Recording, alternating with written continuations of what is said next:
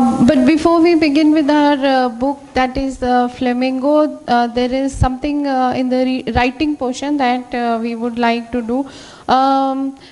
Last time I gave you a note making assignment for homework, which was a passage on Bombay Jayashree. Have you all got it right now? किसी ने attempt किया है उसे? एक दो बस, ठीक है. एक तो हम वो करेंगे अभी क्लास में, क्योंकि नोट मेकिंग पैसेजेस थोड़ा सा और करना चाहती हूँ. You are really not very good at it. एक हमने एडवर्टिजमेंट, तो क्लासिफाइड एडवर्टिजमेंट लास्ट क्लास में भी की थी, उससे पहले भी की थी. But if you have that page with you जो एडवर्टिजमेंट्स का था, उसमें मैंने आपको ये कहा था कि दो तरह के एडवर्टिजमेंट्स हैं हमारे पास. One is the classified and the other one is the display advertisement. We are just going to do a small sample of a display advertisement first of all. And a display advertisement can be of any business, any shop. It can also be of any, maybe an institute, somebody who wants to promote. Okay. Today as a sample we are going to do a display advertisement of maybe a new furniture shop which has opened in your area. So an advertisement also requires us to make a box. The main thing that we need to remember is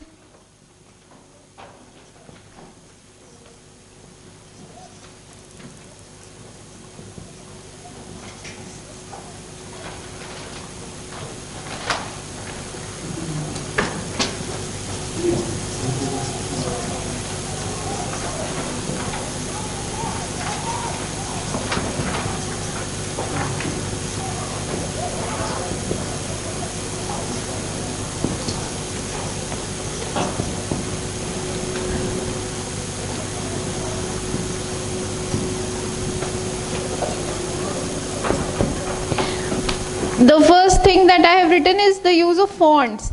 In a display advertisement, it really works well if you can use some different kind of fonts. Maybe you can increase the size of a few things and you can write some things in very stylish if you have that kind of an handwriting, because it should be a pamphlet. It should be very attractive and it should attract the attention of the customer, as should say. The second thing is graphics, which means some picture should be there again to make it attractive. So since we have this furniture shop today, so we have to give the name of the shop, and that would be in some bold letters. Okay. The third thing, the fourth one is any noticeable point. जैसे कि हमारे होते क्या है, if it is some kind of an introductory offer या फिर some kind of sale, some winter discount is going on, spring summer discount, whatever, new collection, तो वो एक ऐसे significant point होता है जो हम highlight करना चाहते हैं. उसे भी हम different ways में highlight कर सकते हैं. ठीक है. So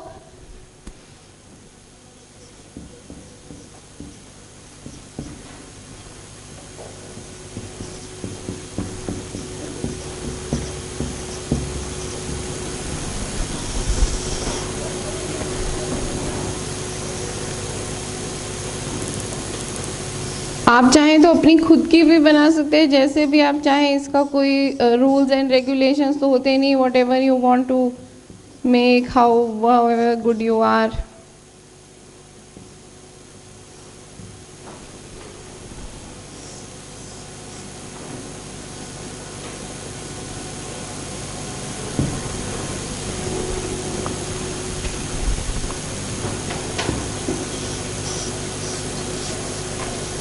Of course, in this exercise also, whatever information is given in the question, that is very important. If they have written that it is new in your area, it's some new shop, then you have to mention it in the display advertisement also कि ये कुछ new है. ठीक है.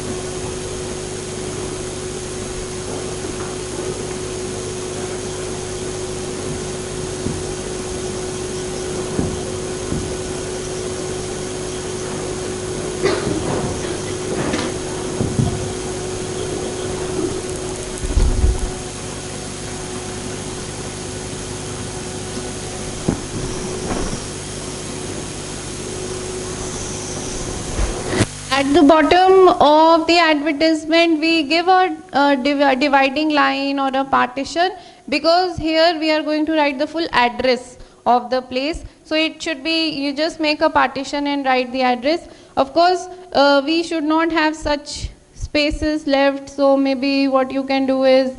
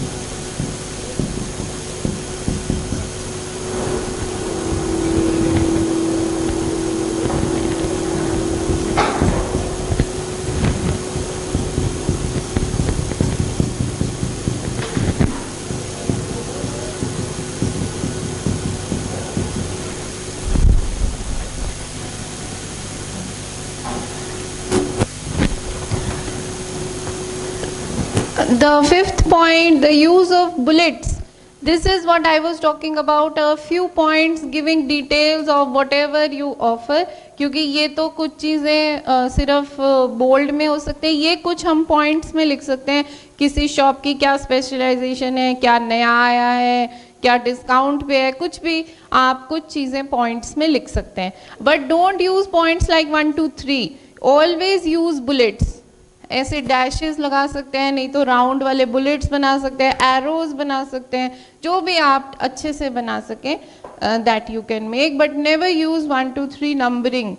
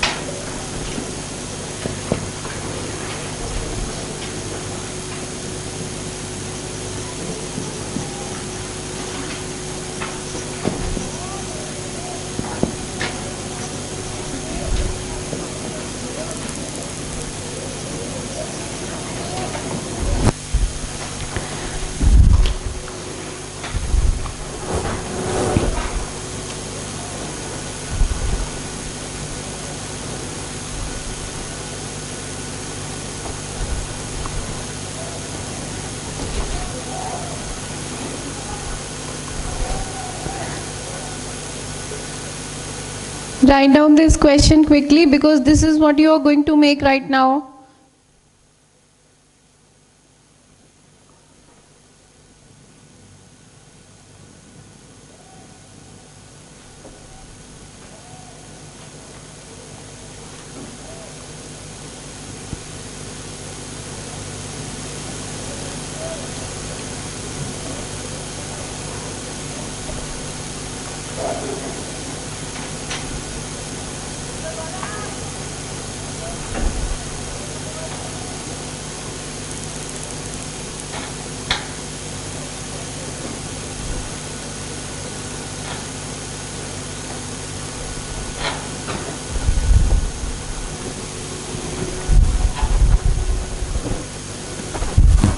ये बहुत narrow box बन गया है ना, थोड़ा हाँ वाइड बनाओ, यूज़ करो पूरा एरिया, हाँ हाँ ऐसे बनाओ बिल्कुल, हाँ just like a notice what ever sheet you get उसको आप यूज़ कर सकते हैं, दोनों साइड थोड़ा मार्जिन एंड ठीक है। ये बहुत नैरो है, आपका भी बहुत नैरो है, क्योंकि इसमें क्या तो हम वो बनाएंगे, कुछ ग्राफिक बनाएंगे, कुछ वो फिर मज़ा नहीं आएगा, इसको कितना कंजस्टेड लगता है ऐसे, है ना। Don't make a mini version of something. ये सेम हेयर, ये मेरा तो इतना भी नैरो नहीं लगा है ना, देखो इसमें तो कोई जगह भी नहीं बनी बची वो बनाने के लिए, है ना, क्योंकि आप इसको पूरा यूज़ करते तो यहाँ आप कुछ बनाते। जो क्लासिफाइड है वो तो नैरो बनानी होती है, क्योंकि कोई भी बॉक्स हम ऐसे नहीं रख, चाहे वो नोटिस हो, अभी हम इनविटेशंस भी करेंगे नॉर्मल बॉक्सेस बनाएंगे, ठीक है कि नहीं। पोस्टर में तो पूरा पेज ही यूज़ हो जाता है ना। इसमें कुछ फॉन्ट बेटा बड़े बड़े लिखने हैं, कुछ छोटे लिखने हैं, ये चीज़ इम्पॉर्टेंट है, ठीक है। जैसे हमें एक पैम्फलेट देखते हैं, अगर सब कुछ एक जैसा लिखा हो तो कौन पढ़ेगा उसको, है ना। तो ऐसा कुछ बनाओ। आप पेंसिल का यूज़ कर सकते हैं, ठीक है, कुछ पेंसिल से हाईलाइट कर सकते हैं, डबल लेटर्स लिखते हैं जैसे बच्चे स्टाइलिश वे में, वैसे लिख सकते हैं। अगर इतना छोटा लिखेंगे जो हमारा मेन नाम ही है तो बाकी कैसे फिर वो लगेगा, है ना।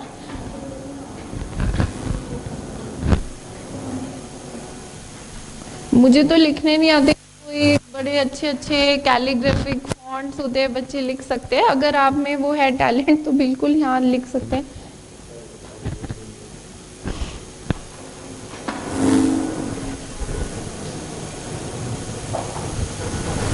और डिस्प्ले एडवर्टाइजमेंट और पोस्टर बनाने में जगह की बिल्कुल कंजूसी नहीं करनी है, जितना आप उससे अच्छा स्पेस में बना सकेंगे, आप थोड़ी बड़ी फोटो बना सकते हैं, जो भी बना सकते हैं, तो वो थोड़ा अच्छा लगता है। ये इतने छोटा सा अभी तो कुर्सी है तुम्हारी, देखो जरा,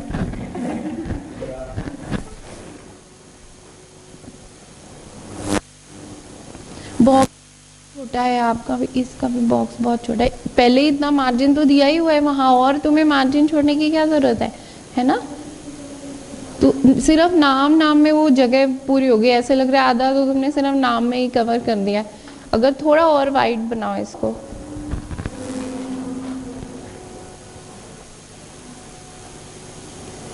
and please remember as I said कि इसमें जो इंफॉर्मेशन दी है क्वेश्चन में वो इम्पोर्टेंट है, जैसे इस क्वेश्चन में you are given the name of the shop also, ठीक है, फिर उसके बाद उन्होंने कोई स्पेशलिटी लिखी है रिंकल फ्री शर्ट्स, तो आपको वो लिखना ही पड़ेगा अपने एडवर्टीजमेंट में। अगर उन्होंने स्पेशल फैब्रिक फॉर कोट्स लिखा है, एक्स्ट्रा जितना मर्जी लिखो, लेकिन जो दिया है वो तो एसेंशियली लिखना ही है, हाईलाइट करके लिखो उल्टा।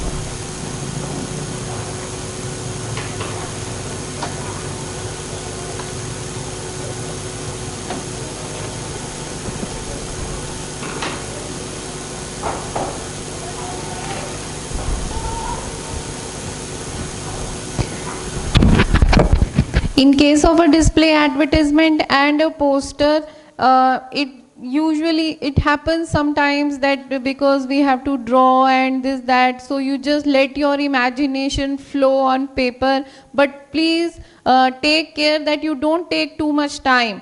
Just because now you have got an opportunity to draw, तो जितना अच्छा अच्छा ड्रॉ करते हैं, क्योंकि शर्ट की एम्ब्रॉयडरी तो नहीं कोई देखेगा, हाँ अगर आपके मेन क्वेश्चंस कोई रह गए तो वो उसमें आपको प्रॉब्लम हो सकती है। तो अच्छा नीट बनाना है, बहुत टाइम नहीं लेना है इसमें, ठीक है, जो कि हो जाता है स्पेशली पोस्टर मेकिंग में, क्योंकि उसमें स्लोगन्स वगैरह सोचने पड़ते हैं। With that is the next thing that we are going to do today is a poster, but first you finish this.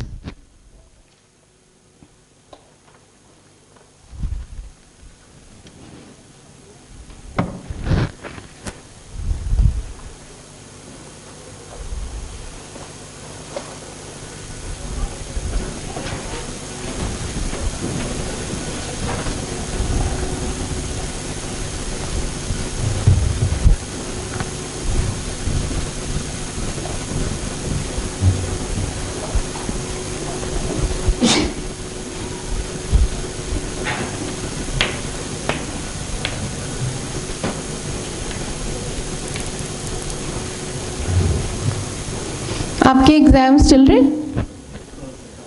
Start है कल से?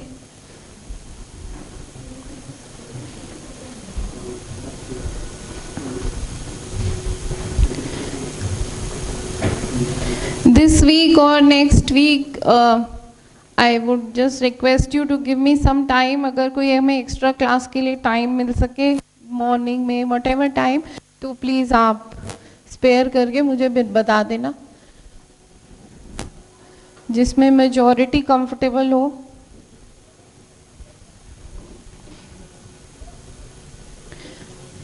Because there is one thing which is letter writing which takes a little bit of time. बहुत type के letters हैं हमारे पास।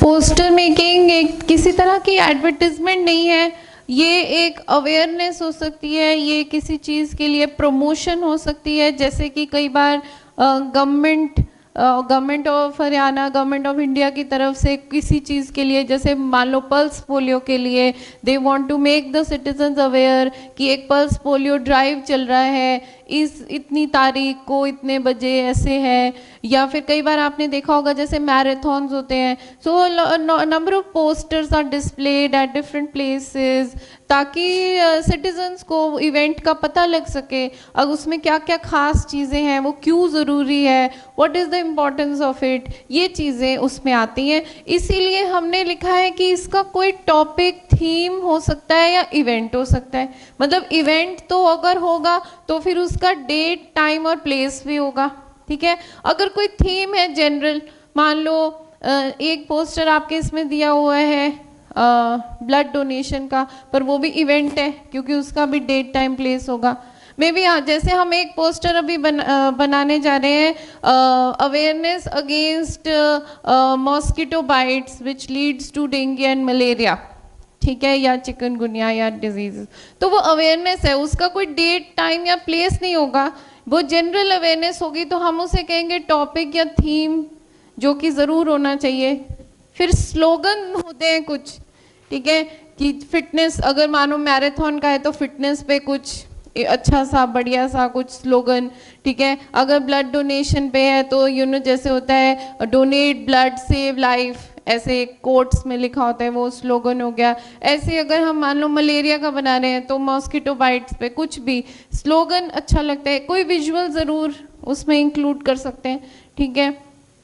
Name of organisation, कौन है जो ये प्रमोशन कर रहा है, गवर्नमेंट है तो department of this this this, government of Haryana, ऐसे। अगर कोई और है, जैसे ब्लड डोनेशन कैंप कोई स्कूल करवा रहा है, कोई रोटरी क्लब करवा रहा है, तो कोई ना कोई ऑर्गेनाइजेशन, उसका एड्रेस या कॉन्टैक्ट नंबर हम उसमें इंक्लूड कर सकते हैं। पोस्टर्स में ये चीज़ें जो है पोस्टर मेकिंग में इम्पॉर्टेंट है। So today we are making a general poster on awareness against mosquito bites, ठीक है। अब मॉस्किटो बाइट्स में फिर ये भी लिखेंगे कहीं ना कहीं कि हमें क्या करना चाहिए भी, हमें क्लिनलीनेस रखनी चाहिए, और जैसे होता नहीं, पानी इकट्ठा नहीं होना चाहिए। हमेशा डेंगू के टाइम पे बहुत इस तरह से आते हैं, तो वो चीज़ें पोस्टर में ज़रूर इंक्लूड करनी है। एक ये नोट डाउन कर लिया, योग केंद्र, ये आपका होमवर्क है, this you will have to make as homework. ये मेट्रो शर्ट्स वाला बन गया सबका? ओके, अभी देखती हूँ मैं। First just let us do this poster. Write down, poster के ऊपर लिख लीजिए अवेयरनेस अगेंस्ट, लिखा नहीं था, किसी ने भी नहीं लिखा, लिखा है, अब उनसे कॉपी करो।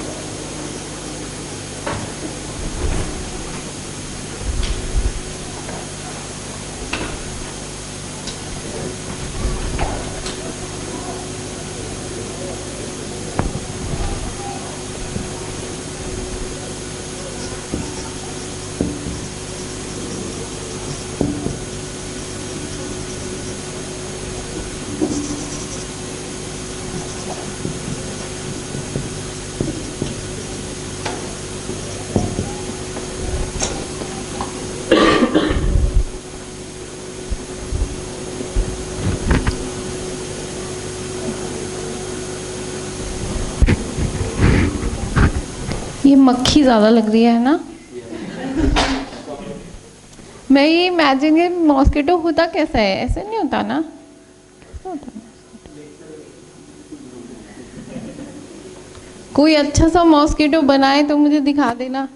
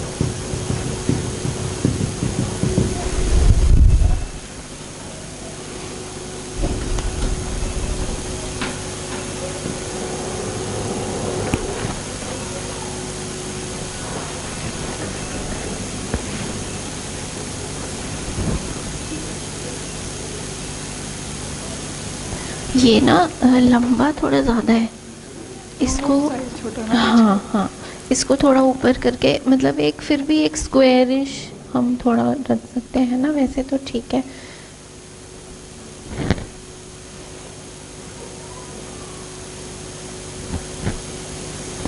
ठीक है, अगर कोई जगह खाली लग रही हो तो उसको किसी तरह से फिल करने की कोशिश करें, खाली खाली नहीं लगना चाहिए, या फिर अपनी इसको साइज़ को बड़ा कर दो। इसमें ये चीज़ को मत देखा करो कि लाइन कहाँ है, अगर आप थोड़ा लाइन से बाहर जाके बड़ा बड़ा भी लिख रहे हो कोई ऐसी बात नहीं है, ठीक है। It is meant to be plain paper.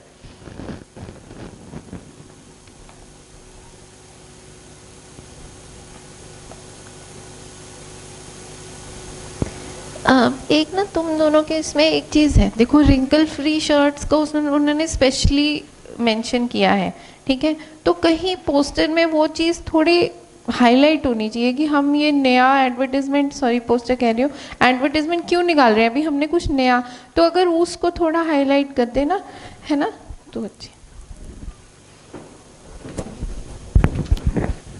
बन गई वो शर्ट्स वाली निकालना।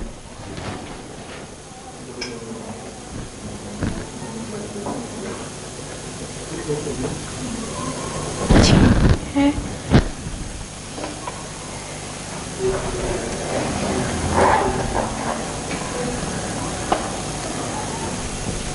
ठीक है, बढ़िया। यहाँ आपने रेड पेन यूज़ किया है, वैसे ऑफ कोर्स नहीं कर सकते, ठीक है। कलर्ड पेन्स बिल्कुल ही अवॉइड करो, कुछ लोग कहते हैं नहीं ये वाला तो कलर यूज़ कर सकते हैं, इट इज़ बेटर, पेंसिल बढ़िया चीज़ है, उससे करो, ठीक है।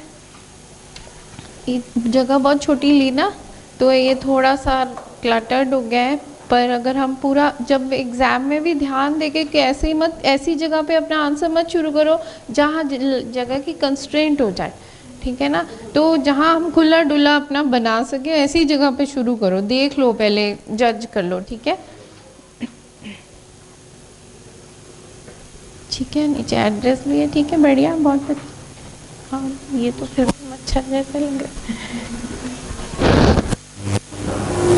सेम प्रॉब्लम हो गई ना, जगह बहुत छोटी है ना, तो जो थोड़ी इसकी लेंथ आनी चाहिए थी वो आई नहीं है। अदरवाइज हमें नेचुरली यहाँ पे फिर आपने एक डिवाइडिंग लाइन भी बनानी थी, थोड़ा और वो हो जाता है ना।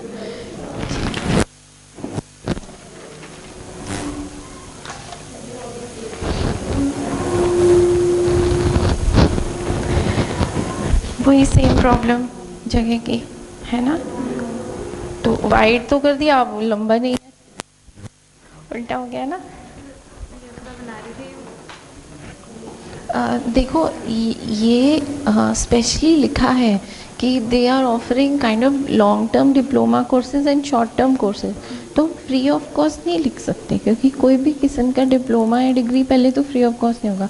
वैसे लिख दो कि 2 days फ्री, 2 days नहीं sorry 2 hours daily free yoga classes, वो लिख सकते हो। लेकिन जो चीज़ इन्होंने ऑफ़र की है वो तो स्पेशली हाईलाइट करनी है, ये कोर्सेज ऑफ़र कर रहे हैं, ठीक है ना। कोई आप नाम लिख दो, रिकॉग्नाइज फ्रॉम दिस यूनिवर्सिटी, क्योंकि कुछ है कोर्स तो कहीं से तो रिकॉग्नाइज होगा ना, एफिलिएटेड होगा, ठीक है। वो कहाँ है स्केल से।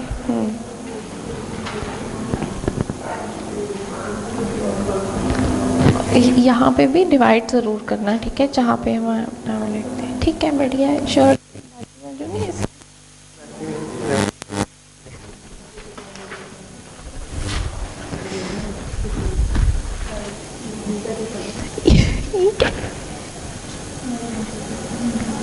बंदा, पूरा बंदा बनाए मॉडल।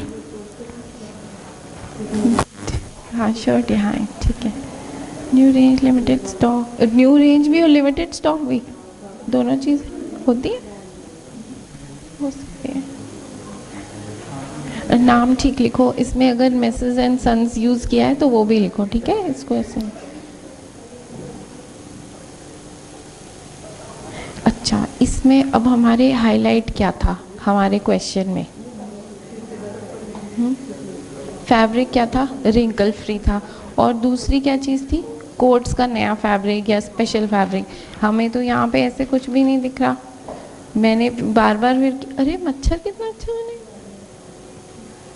Very good. इसकी टांगे पीछे होनी चाहिए, मेरे आगे है, मैं यही सोच रही थी कि there is something wrong with, ठीक है ठीक है ठीक है, नाउ आई रिमेम्बर, ठीक है। यहाँ पे ये वही प्रॉब्लम जो बार बार हम कह रहे हैं कि क्वेश्चन पढ़ो, और जो अगर उल्टा, मैं तो चाह रही थी कि रिंकल फ्री फैब्रिक को ऐसे हाईलाइट किया जाता, क्योंकि स्पेशली मेंशन किया है, ठीक है। Very good, you have a very nice drawing. हाँ ये ठीक है, बढ़िया, गुड।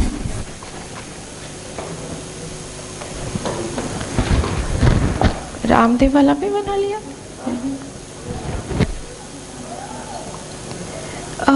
एक इसमें छोटा सा है एडवाइस कि ये पूरा सेंटेंस लिखने की बजाय शॉर्ट में लिखेंगे हम, क्योंकि पॉइंट्स थोड़े शॉर्ट में, एक या फिर पता नहीं ये छोटा है इसीलिए लग रहा है ना। Wrinkle free shirts, fabric for coats, ठीक है। थोड़ा भी इसको भी और हाईलाइट कर सकते हैं, तो क्योंकि जगह ही नहीं है तो हमारे पास, इसलिए फिर ये प्रॉब्लम आ रही है ना, क्यों कुछ हमने वो भी नहीं बनाए जो ऐसे बनाते बबल्स एंड ऑल, वो भी नहीं है, तो वो जगह की प्रॉब्लम है और कुछ नहीं।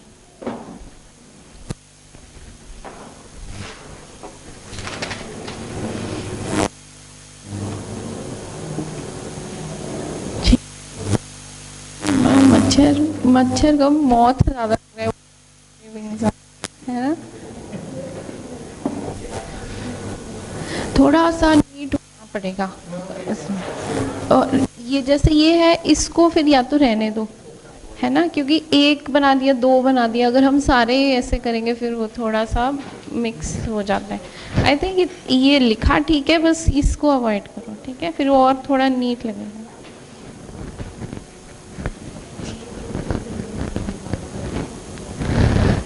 ठीक है,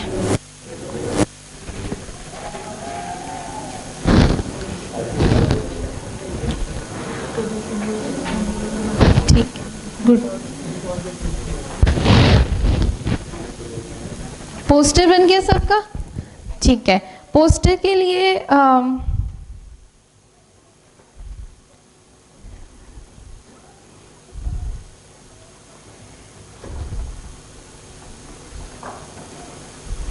ब्लड डोनेशन पोस्टर बन सकता है।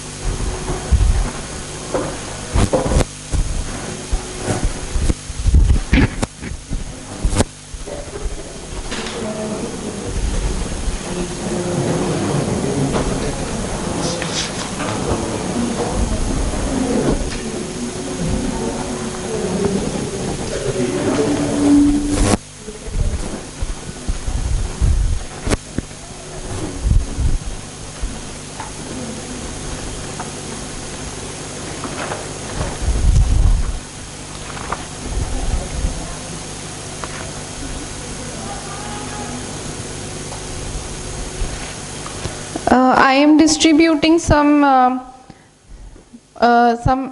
examples for posters that you can look at. Different topics that can be covered in poster making. And again, I stress that poster making should be something which we can avoid if we have a choice, because it takes some time to think of how to make a poster.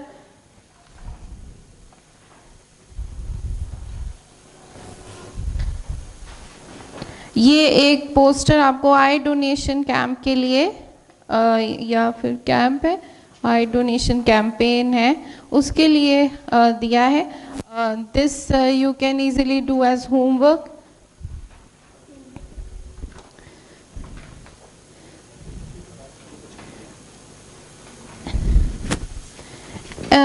And after having done this, there is something else that we are going to begin today. It is invitations. You have different types of invitations in your syllabus, and you also have the replies to invitations.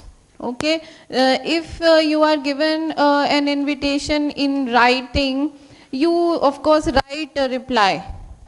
We are imagining a place where there is no WhatsApp or there is no phone, and you actually write out everything on paper, which doesn't happen these days. Invitations, formal and informal, and similarly replies are also formal and informal. Informal invitations and informal replies are actually informal letters. In a letter, you just write an informal letter to a friend telling him that you are celebrating something, and hence you are inviting that fellow to your home or to your wherever you are partying. That is then invitation which is informal. So we have all done informal letters. We would be doing some जो letters हैं हमारे वो तो सारे formal हैं, business letters हैं. सिर्फ यहाँ पर हम एक फॉर्मेट करते हैं इनफॉर्मल लेटर्स का. लेकिन फॉर्मल इनविटेशंस वो भी दो तरह के हैं. उसको बोर्ड पे करने से पहले I am just distributing this to you, ताकि हम देख सके कि फॉर्मल इनविटेशंस किस तरह से हो सकते हैं.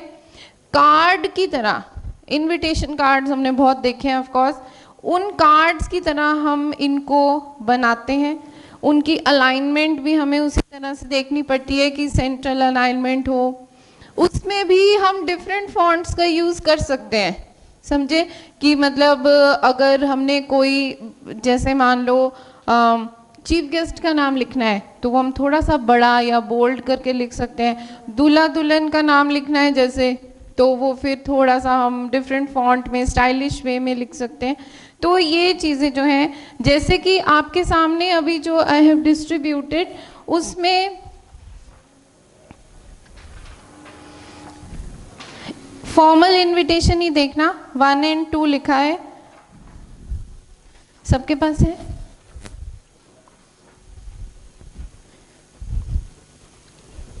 फॉर्मल इनविटेशन 1 और 2, in one case it is an invitation for an annual function.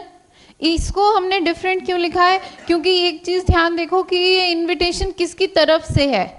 जो पहला इनविटेशन है वो एक स्कूल या एक सोसाइटी या जिसमें बहुत सारे लोग हों, ठीक है, उसकी तरफ से है। लेकिन दूसरा invitation it is from an individual. तो इंडिविजुअल होगा तो हम कैसे लिखेंगे? स्पेशली स्कूल फंक्शन के लिए बहुत आते हैं स्कूल फंक्शन वाले, स्पोर्ट्स डे, एनुअल फंक्शन, सम फेट और समथिंग, वो हम फिर उसमें कैसे लिखते हैं? इसका छोटा सा एग्जाम्पल यहाँ पर दिया है। Write down a question please.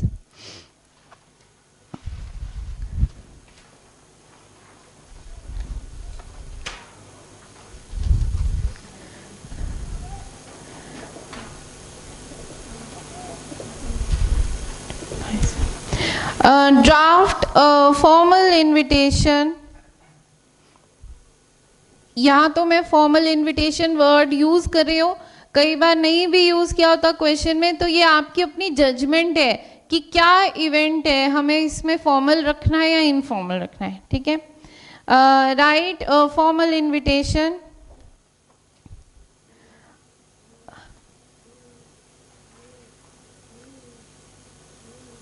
for dinner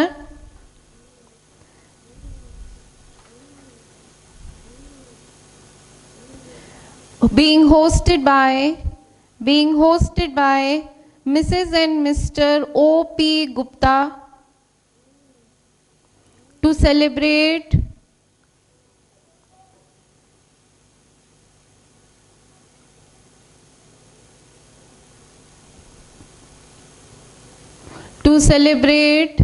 the 75th birthday of their mother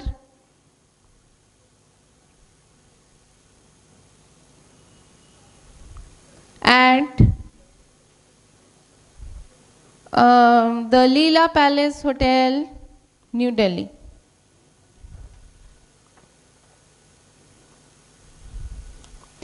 This invitation, it is supposed to be designed like a card. It is formal to be given to different guests because it is an occasion. और ये individual की तरफ से है। इसमें और कौन होगा जिसका नाम हमें हाईलाइट करना होगा? Of course, it is the mother's name whose birthday they are going to celebrate. इसमें और कौन सी चीजें हमें जरूरी लगेंगी? जैसे फर्स्ट बर्थडे इनविटेशन होता है तो उसमें जो फर्स्ट डेट है वो बड़ी इंपॉर्टेंट होती है, it is the first. Similarly 75th है और स्पेशली क्वेश्चन में दिया भी हुआ है, तो 75th सेलिब्रेट कर रहे हैं तो 75th को हमें हाईलाइट करना है, ठीक है? Date, place, time that you can not miss. Then you can also use names of maybe grandchildren, ठीक है, जिनको नाम वो हम इनविटेशन में नीचे यूज कर सकते हैं। नियर एंड डियर वंस लिख सकते हैं, वैसे वो एक वेडिंग में ज़्यादा बेटर लगता है क्योंकि एक फैमिली अफेयर है, तो फैमिली मेंबर्स के नाम ही लिखना बेटर लगता है, ठीक है? सो ऑफ कोर्स नाम दिए हुए हमें सिर्फ होस्ट के, मदर का नाम नहीं दिया हुआ है तो वो हम अपनी तरफ से यूज कर सकते हैं।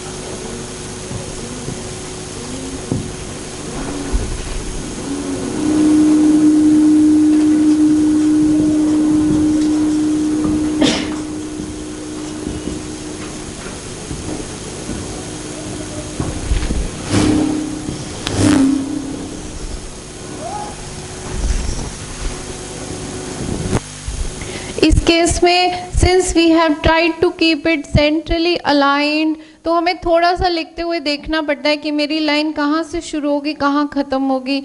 ऐसे अच्छा नहीं लगेगा कि मैं यहाँ से शुरू करूँ और वो एंड में ख़त्म हो रही है। तो अलाइनमेंट जो है वो हमें थोड़ी सी देखनी पड़ती है। कई बार थोड़ा ब्रॉड करके लिखना पड़ता है ताकि वो ठीक लगे, कई बार थोड़ा नैरो करके। This is up to you. थोड़ा सा पहले सोच लें कि मैं क्या लाइन अगर देखा जाए तो this is totally one single sentence. This complete is one single sentence, लेकिन उसको हमने सेंट्रल अलाइनमेंट की तरह से रखा है क्योंकि ये एक बर्थडे सेलिब्रेशन है। You can make maybe a balloon here और अ केक देयर, इतना ज़रूरी भी नहीं है। नहीं भी करेंगे तो भी कोई बात नहीं है।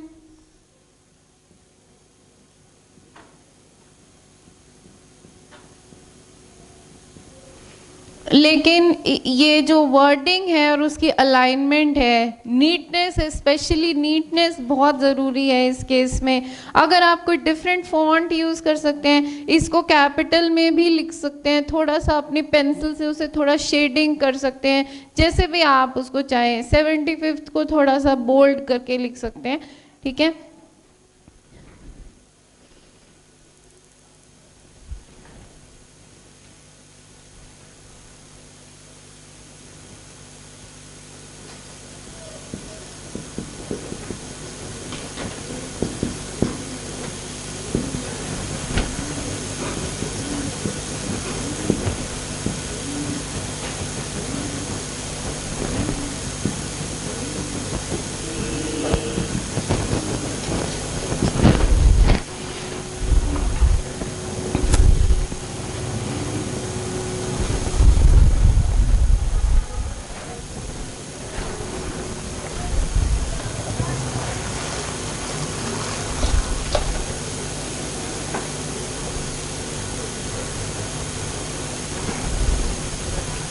ये आई डोनेशन वाला लिख लिया था, should I rub this?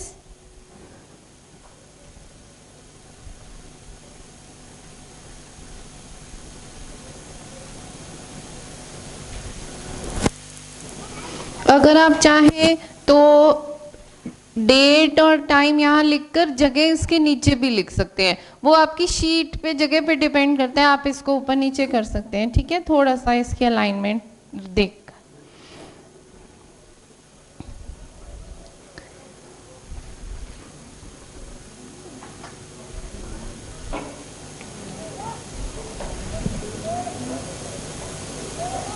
If you have written this, please write down another question. You are Rohan/Riya. You are Rohan/Riya. You have been given the responsibility. You have been given the responsibility of designing the wedding invitation of your elder sister,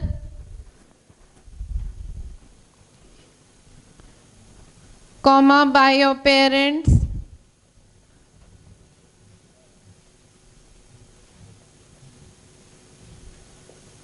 Mrs. and Mr. P.R. Sharma.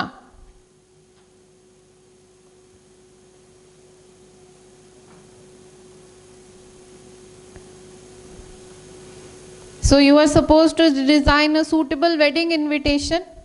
अभी करो फटाफट से इसे एक बार। कहाँ पर है बेटे? कितने बजे? 9 बजे ही है।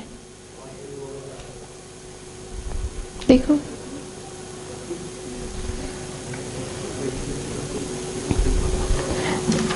क्विकली एक wedding invitation, it is again a formal invitation. इसमें तो कोई सोचने की बात ही नहीं है कि एक फॉर्मल इनविटेशन है। ये ज़रूर आप लिखने से पहले सोचो कि किस किस का नाम इसमें आएगा, क्या क्या चीज़ें हैं जो हमें ज़रूर लिखनी है। एक बार सोचो और करो इसे।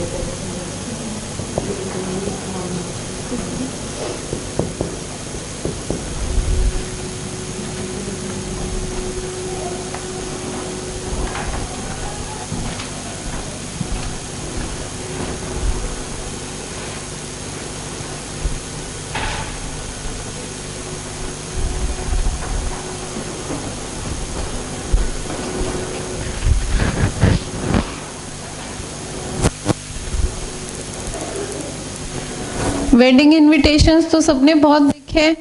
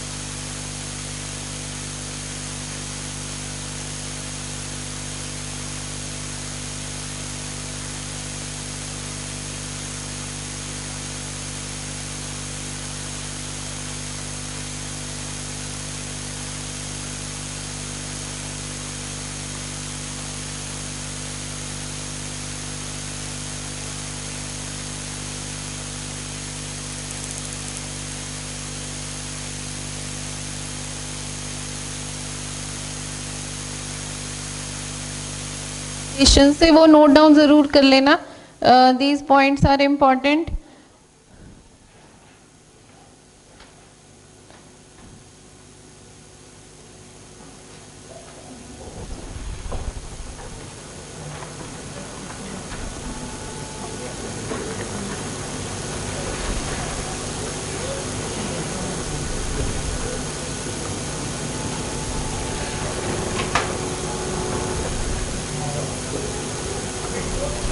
इन case of a wedding invitation दूल्हा दुल्हन का नाम ऑफ कोर्स आता है और बहुत स्पेसिफिकली मेंशन्ड अलग से दिखना चाहिए, वो नहीं भूलना आपने।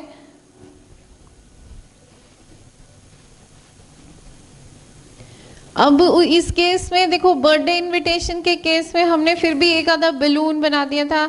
आप इसमें दूल्हा दुल्हन बनाने की कोशिश नहीं करेंगे, ठीक है। वो उसमें बहुत कुछ हो सकता है, कोई शहनाई और कोई ढोलक, लेकिन लेट अस अवॉइड दैट क्योंकि ज़्यादा हो जाएगा।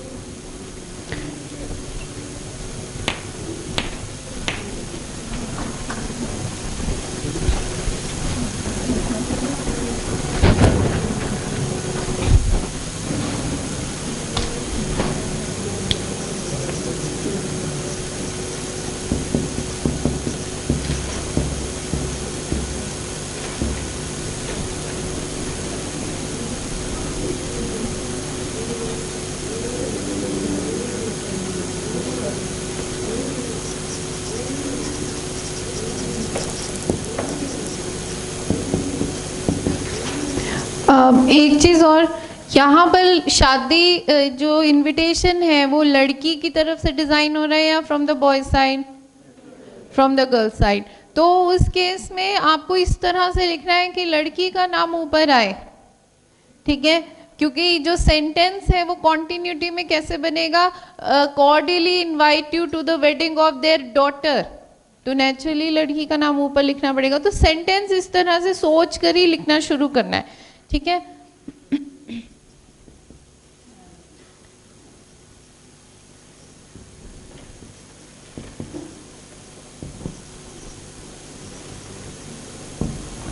नाम तो कोई दिया नहीं,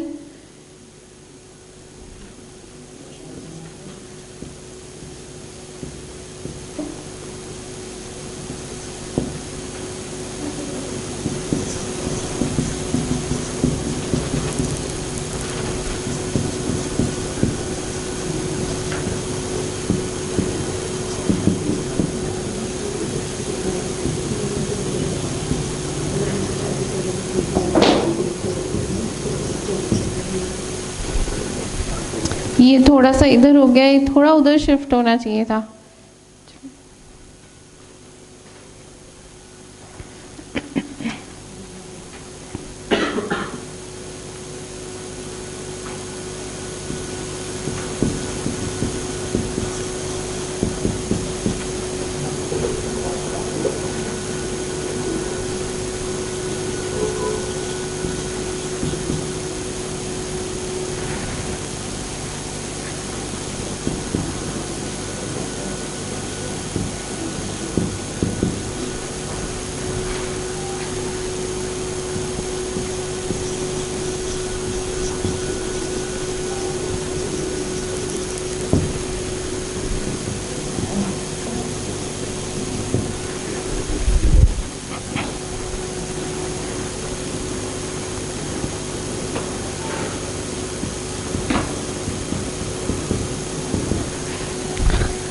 RSVP in case of an invitation.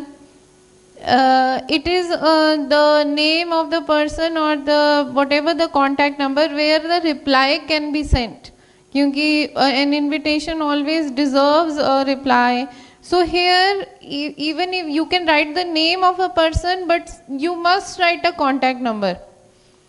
ये हम बर्थडे इनविटेशन में भी इंक्लूड करना चाहिए था, क्योंकि उसमें भी हमें रिप्लाई तो करना ही होता है. ठीक है, तो उस केस में आप थोड़ा सा एडिट कर लीजिए. इन केस ऑफ दैट बर्थडे, तो जो बच्चों के नाम है वो हम राइट साइड पे शिफ्ट करके RSVP लेफ्ट पे ज़रूर रखते हैं, लेफ्ट पे ही. ठीक है, अब यहाँ पे हमें क्वेश्चन में एक नाम है जो यूज़ करना है. वो किसका नाम है? वो आपका जैसे दिया हुआ यू आर दिस दिस, तो यहाँ हम उस नेम को यूज कर सकते हैं RSVP में. ठीक है, तो जो भी नाम उसमें दिया हुआ था, and as I said a contact number is a must, होना ही चाहिए. यहाँ पर लिख सकते हैं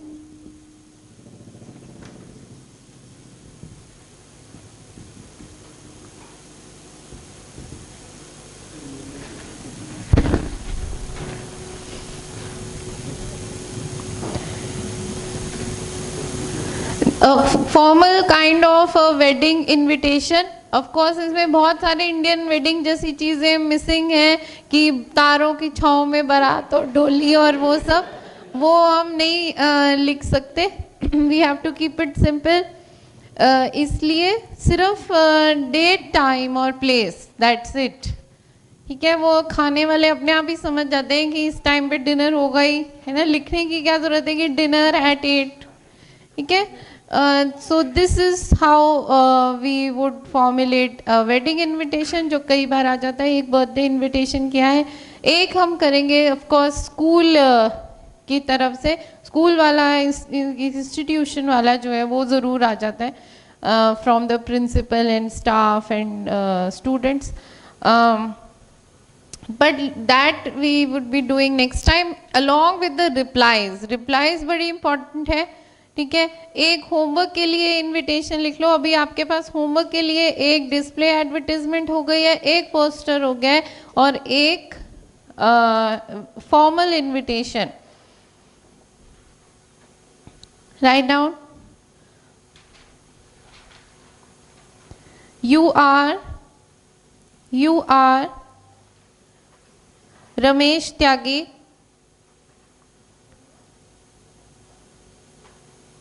comma, senior partner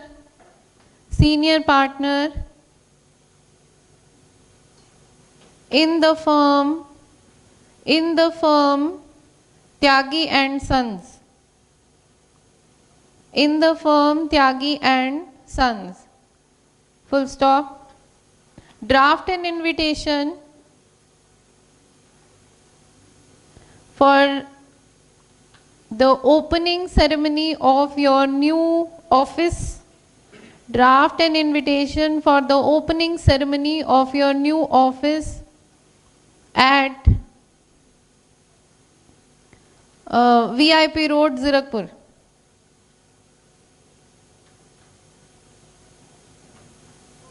At VIP Road, Zirakpur. All right.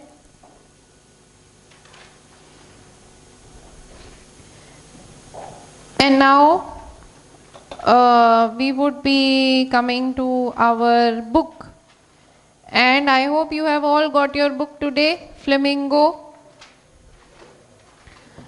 ये कुछ होमवर्क्स हैं, एक बार ले लेना प्लीज. Aanchal here.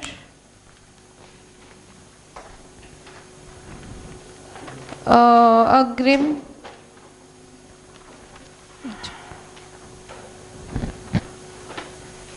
आ जाओ एक बारी.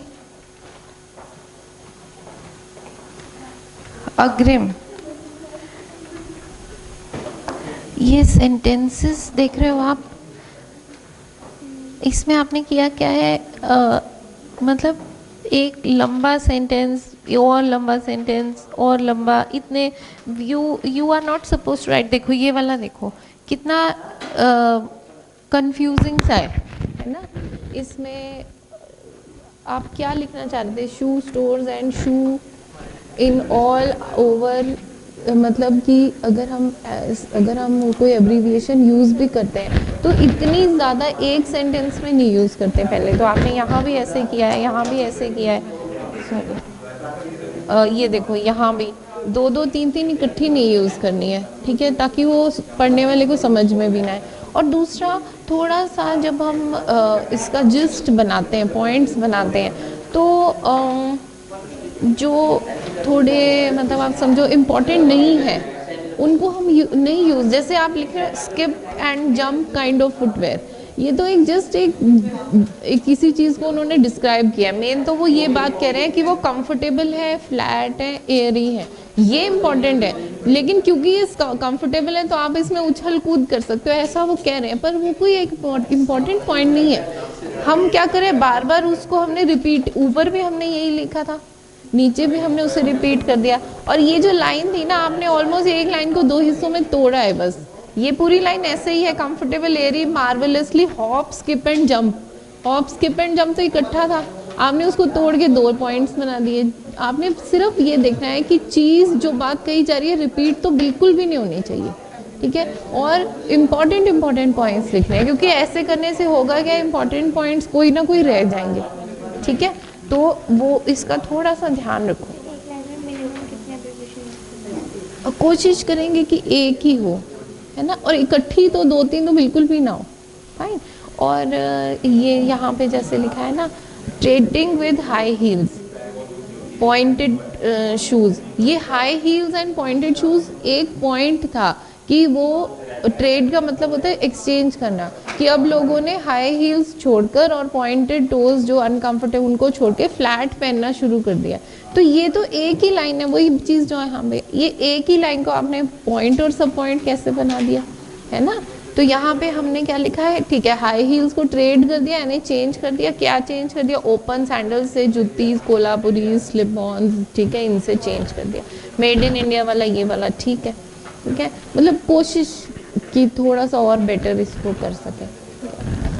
चलो आपका नीचे चला गया, आपके में भी वही प्रॉब्लम्स है.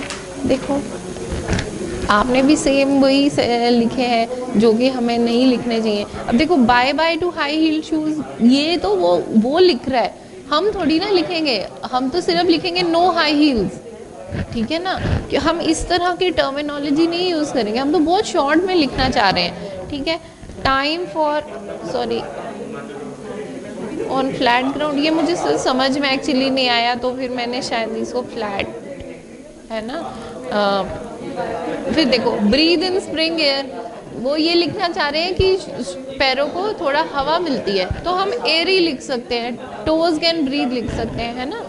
फिर उसके बाद ये देखो टाइटल, देखो इतना बड़ा ये एक टाइटल नहीं हो सकता है. आप टाइटल दे सकते हैं मैट ब्रेंसन सैंडल, उसके नीचे लिखो इन न्यूयॉर्क $90 पे सेल होते हैं, ठीक है, $90 इन NY. NY एक अच्छा एब्रीविएशन है न्यूयॉर्क की जगह, पर अमेरिका की जगह AME लिखना वो अच्छा एब्रीविएशन नहीं है, ठीक है ना. ओके. यहाँ पर भी देखो कितना बड़ा है, ये इतना बड़ा नहीं चलता, ठीक है ना. फिर पॉइंट और सब पॉइंट का मतलब ही क्या हो अगर हमने इतना लंबा 2 लाइनों में सिर्फ वो लिख दिया, ठीक है. चलो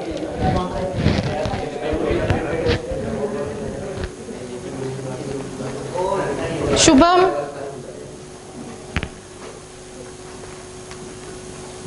ये तुम्हारा कंट्रोवर्शियल ये भी है, ये लो। हाँ पता है, लेकिन नीचे पढ़ो क्या लिखा है। फिर उसके बाद उदय, तुष्टि, ये Tanya,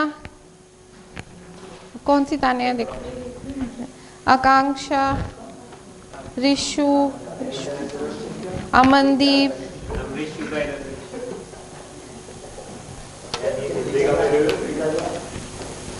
Amandeep, Rishu again, Ishaan, Amandeep again, Vikramaditya again, अच्छा रोजी नहीं आई, समृद्धि, अमनदीप अगेन, उदय, आकांक्षा नहीं है, आकांक्षा फिर नहीं है, आकांक्षा नहीं है, किसी और का भी आ गया, तान्या, पारखी क्वेश्चन ही नहीं पढ़ा, पारखी again, Kshitij,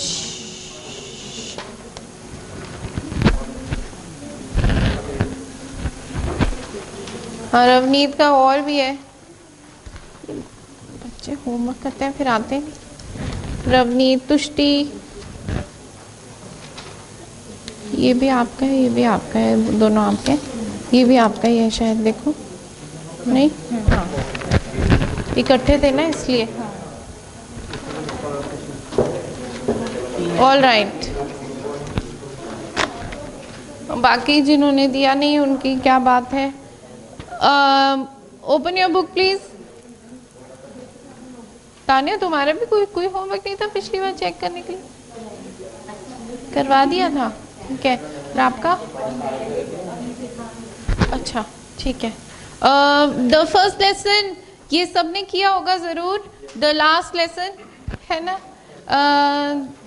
the last lesson is, वैसे भी बुक्स के शुरू के चैप्टर तो हम वैसे भी ध्यान से पढ़ते हैं, है ना। The last lesson is a very interesting story about a French teacher who is, and it has a background of a war which was in 1870-71, the Franco-Prussian war this is, and it is a war which it has a lot of significance, because war is not just war where you know, of course lives are lost, property is destroyed, a lot of destruction happens, but here war symbolizes something else, and it is a story where war is in the background. No battle is shown, no nothing, nobody, we don't know how, if somebody has died or not, ये चीज़ें दिखाई नहीं जा रही है। A life in a village is going on as it is. People are living a normal life, and yet that normal life is disrupted in between by some announcements. अगर आपको याद हो, इसमें बिल्कुल फर्स्ट इनिशियल पैराग्राफ में ही जब France is running towards his school, क्योंकि he is always late, so he's running towards his school, and on the way he notices that some people are standing in front of the bulletin board where they are reading some kind of bulletin which has been put up.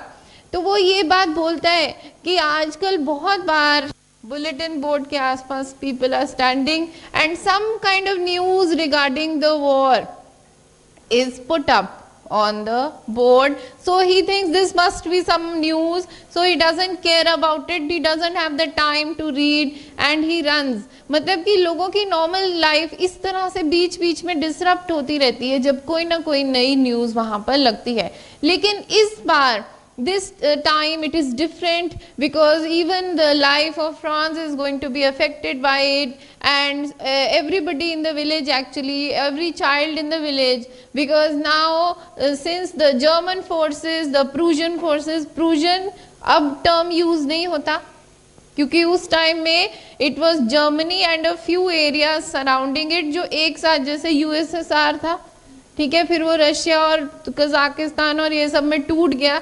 Similarly अब Germany term use होता है, उस time term use होता था प्रूजा। तो वो German forces ने occupy कर लिया है, even their town has been occupied since it would come under the domination of Germany now. So the new rule which has been put up is, what is it? To teach German and not French. And because it is a drastic change, the first person to be affected by it would be the French teacher, because he would have to leave the place and go, and he says from tomorrow onwards now you will be taught by a new teacher who would teach them German. That is this is something which is different, the effect of war on people's language, ठीक है, and here language has been given so much importance, how language can be a form of domination as well as it can be a form of holding on to one's own individuality. हम कहीं बाहर country में जाते हैं, कोई पंजाबी बोलने वाला दिख जाता है तो एकदम से वो आपको पता भी ना हो, पता लगे पाकिस्तानी हो वो, क्योंकि पाकिस्तान में भी पंजाबी, पर वो पंजाबी सुनते ही you just get this feeling of yes this person is my own. It gives you a feeling of identification when two people speak the same language. तो यही चीज है जो यहाँ पर भी लैंग्वेज की इंपॉर्टेंस बताई जा रही है.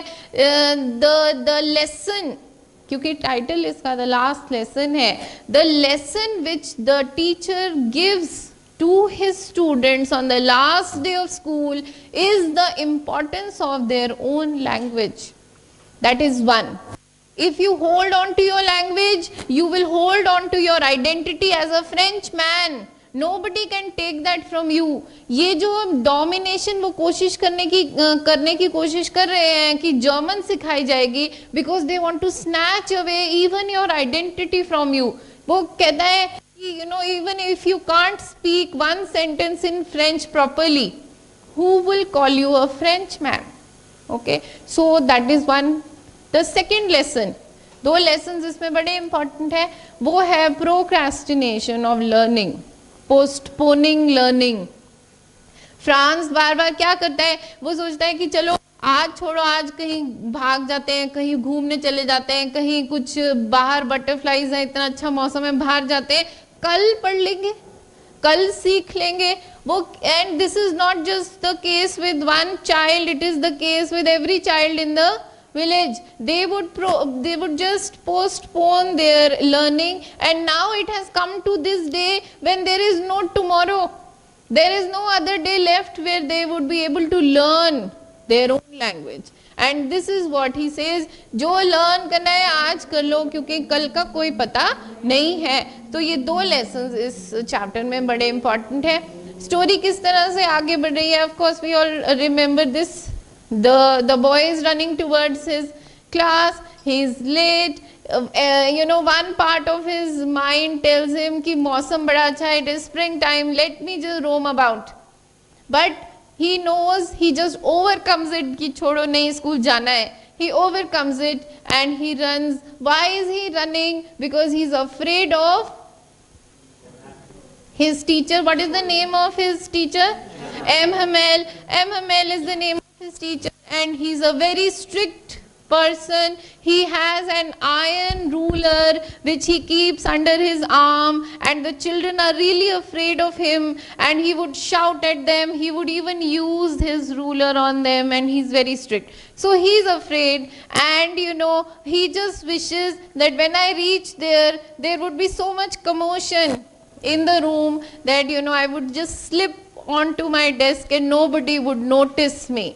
But this day is different from all other days, because when he reaches the, you know, close to his school, what does he, you know, the first thing which usually would happen is a lot of noise. You know, children would be speaking, somebody would be reciting something, some desks would be opening or closing. तो कुछ ना कुछ activity हो रही होती है, शोर बहुत है. और हम यहाँ पर हमने जो डिस्क्रिप्शन है उससे हमें ऐसा लगता है it is just a one room, classroom where different children are taught at the same time, different age groups, क्योंकि छोटे बच्चे भी वहीं बैठे हैं और बड़े बच्चे भी वहीं बैठे हैं और टीचर भी एक ही है, तो क्योंकि वो सारे एक ही कमरे में बैठे हैं तो naturally there is a lot of noise there, और वो ऐसा आज नहीं है, बिल्कुल भी नहीं है, there is no noise at all, there is such silence. He just thinks maybe I'm mistaken, is it Sunday today?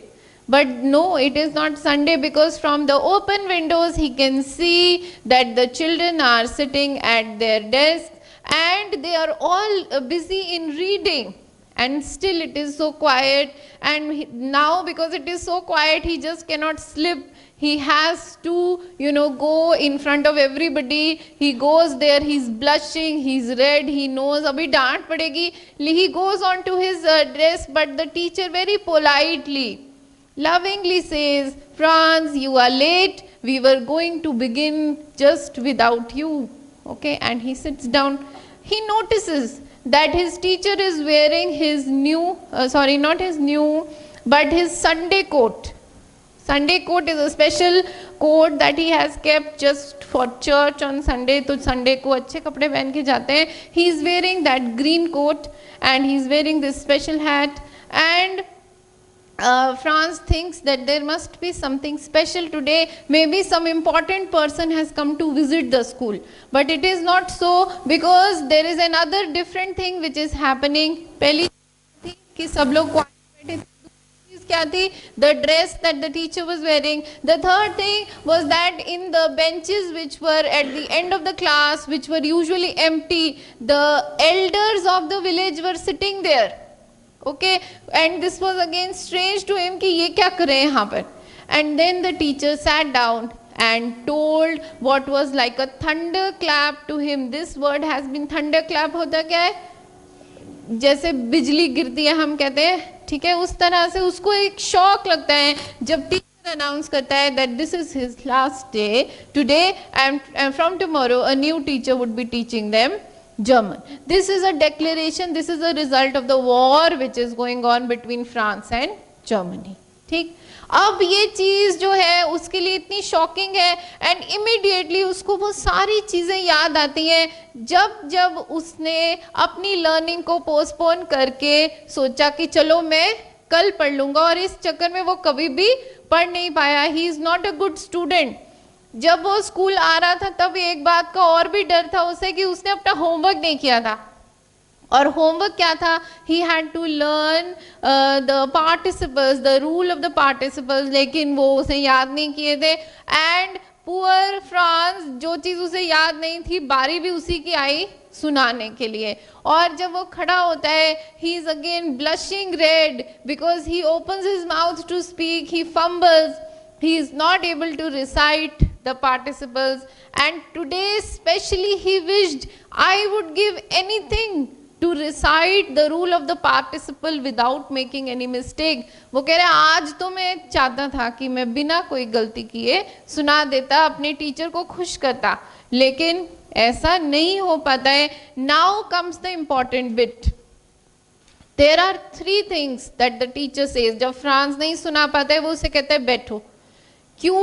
वो ये कहता है पहली चीज, it is the mistake of the child himself, कि बच्चा जो है वो ध्यान नहीं देता है. टीचर सुनना उसको पढ़ाना चाहता है, the child is not ready to learn, the child does not accept the learning. तो ये सबसे पहली गलती किसकी है? बच्चे की. Number 2, the mistake of the parents. वो कह रहे हैं पेरेंट्स, यहाँ पर हमारे विलेज में क्या टेंडेंसी है कि let the child go to some work in a factory, go to run errands for the family, go and work in the farm.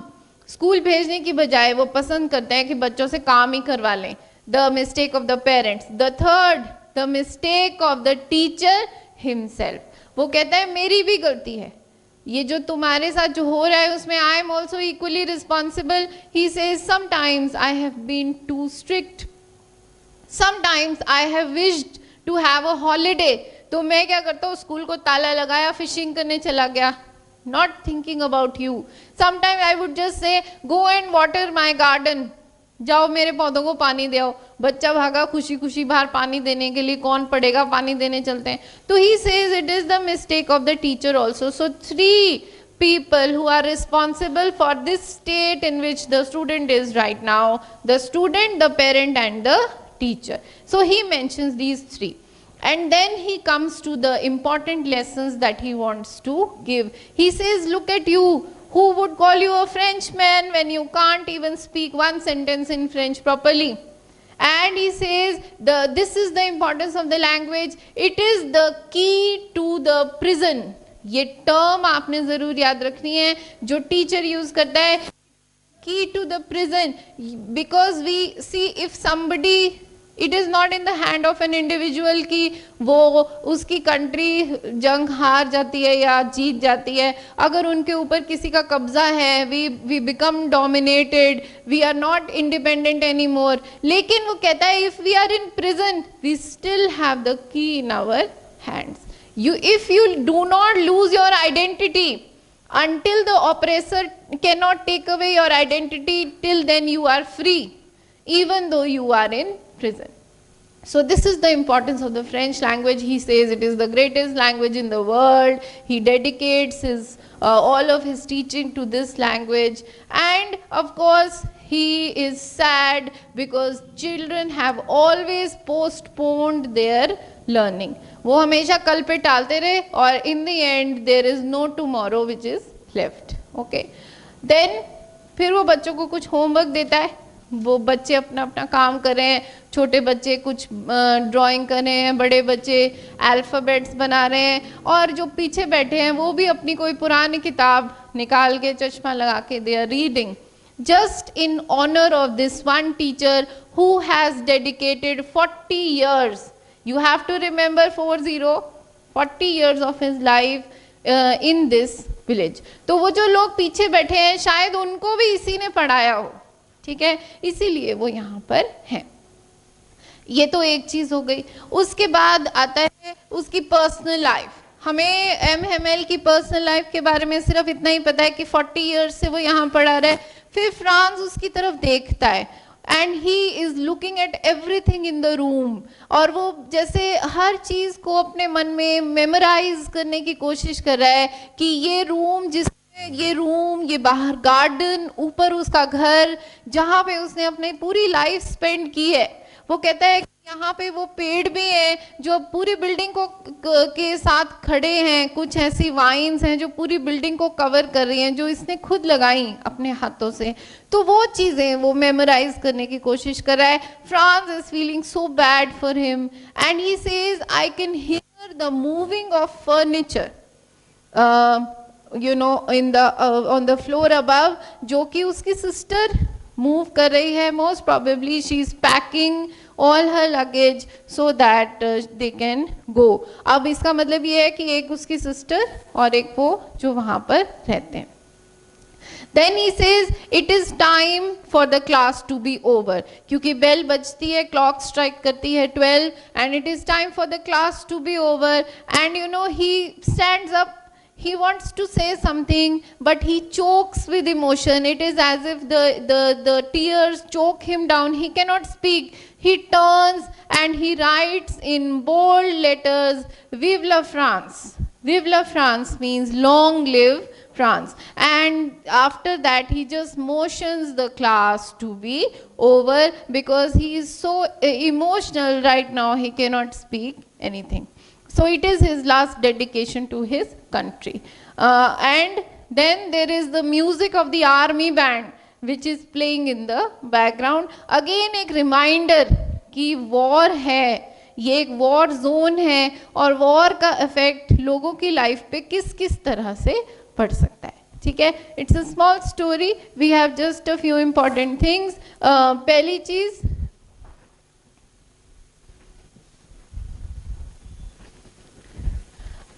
यहाँ से ना जो लास्ट लेसन के नोट्स हैं ये सबको देना.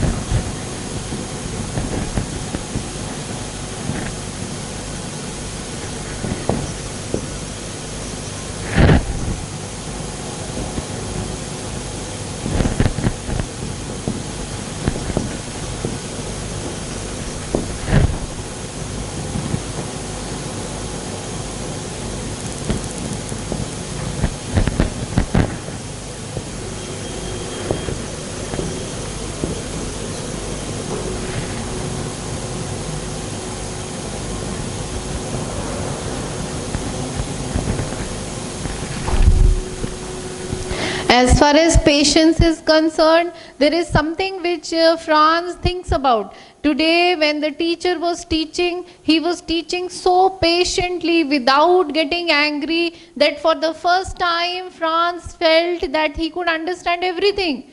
And he wished that his teacher had done this, behaved in this way every day when he would teach, because his teacher was an angry person. He would just lose his temper, or he would be impatient with the kids, get irritated, and even the kids would not be able to understand. So if he had shown patience the way he had shown today, maybe the kids would have been different.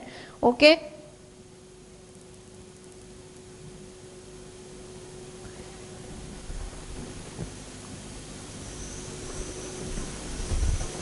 Other important things that we need to remember about this chapter is, of course, you need to mention the war. You just cannot write war. You need to mention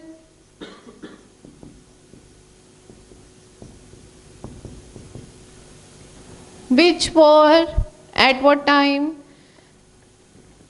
You need to remember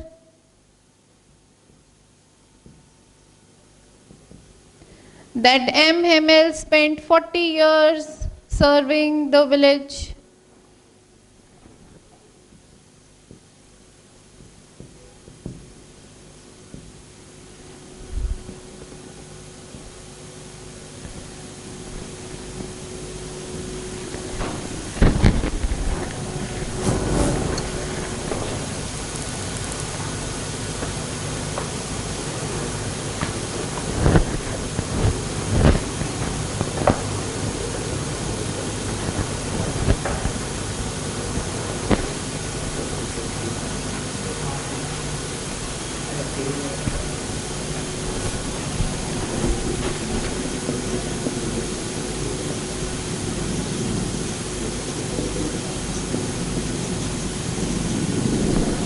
What was the homework that Franz was supposed to do today or supposed to have learned? It was the rule of the participle.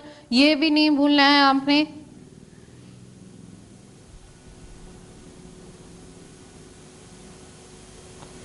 What did the teacher write on the blackboard?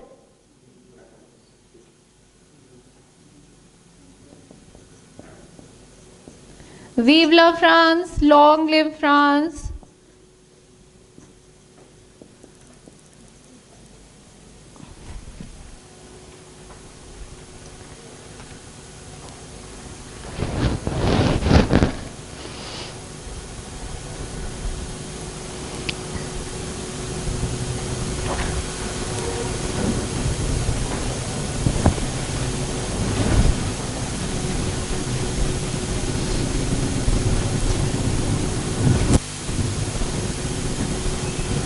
About this chapter, there is just one thing that I need you to remember.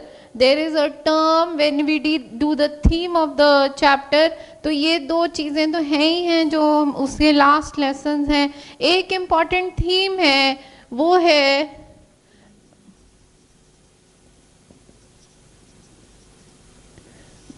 Here we cannot write about the violent aspects of war या effects of war, क्योंकि वो तो इसमें है ही नहीं. इसमें war का एक अलग ही इफेक्ट है.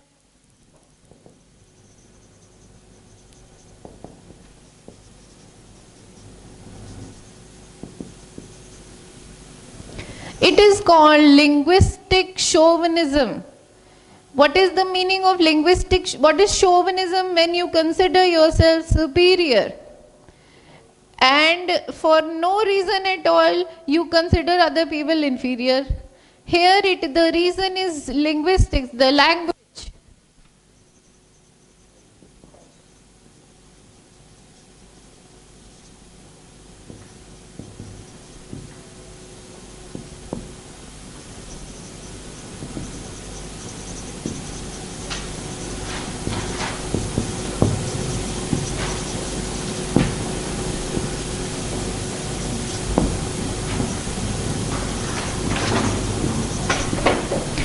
Linguistic chauvinism is something that even we in India or the Indian subcontinent have experienced, because English, when they came to India, the first thing that they tried to do is to begin an English education, because they thought that the white people need to educate us, because our languages, our learning was not enough.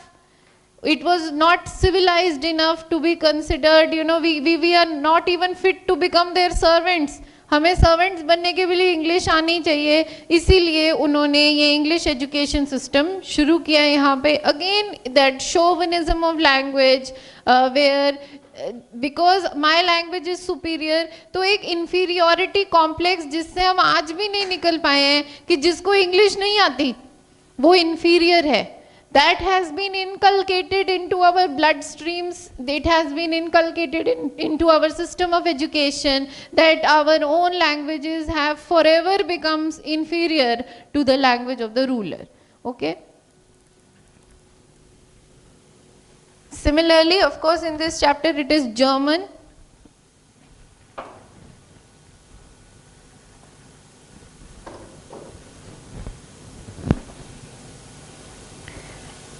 If you have got the notes, I just want you to have a look. Just take 2 minutes and have a look at the notes.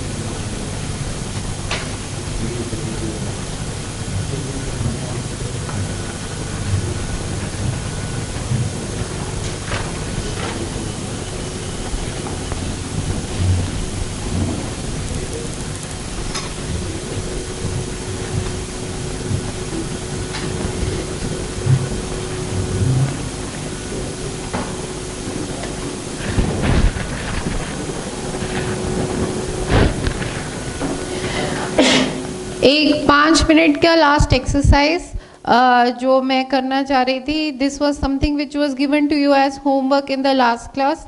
जो बच्चे नहीं आए थे वो ले लेना मुझसे.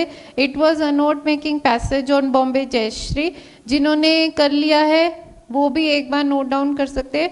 वैसे मुझे दे दो करेक्ट करने के लिए, फिर भी अपनी नोटबुक्स में नोट मेकिंग पैसेज. और जिन्होंने नहीं किया है, आई अगेन रिक्वेस्ट यू, क्योंकि बहुत अच्छे तो आ भी नहीं रहे हैं मेरे पास जो चेकिंग के लिए आ रहे हैं, वो तो जस्ट फॉर योर इम्प्रूवमेंट ज़रूर प्रैक्टिस करो, नहीं तो कोई फ़ायदा नहीं है. इस क्लास में आने का ही फ़ायदा नहीं है अगर आप घर में प्रैक्टिस करके उसे चेक नहीं कराते. ठीक है.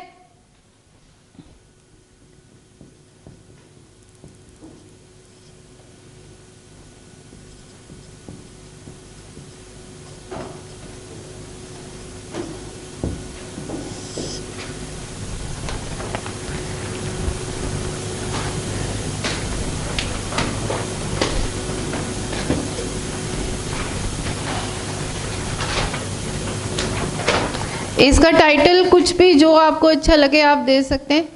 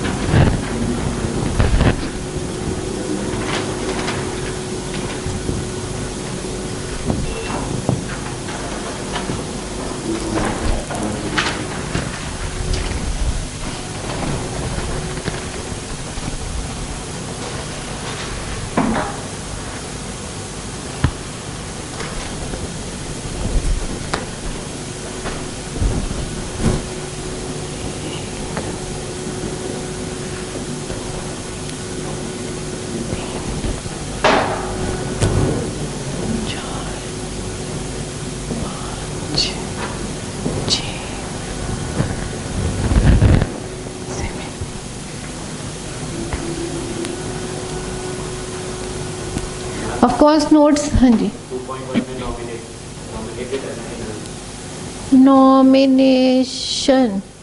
नॉमिनेशन है, ऊपर हमने लिखा है नॉमिनेटेड। हाँ, उसमें लिखा था ना that she considered the nomination as her award, ऐसी कोई लाइन थी, नहीं लिखा नहीं। The nomination is almost like an award, ठीक है ना। नॉमिनेशन इज एन अवार्ड कर दो, वॉज कर दो, जैसे भी आपको ठीक लगे।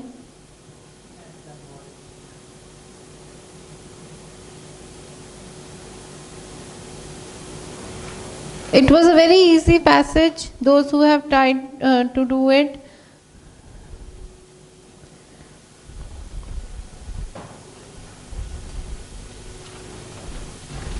अगर किसी ने कोई होमवर्क किया है तो मैं ले लेती हूँ।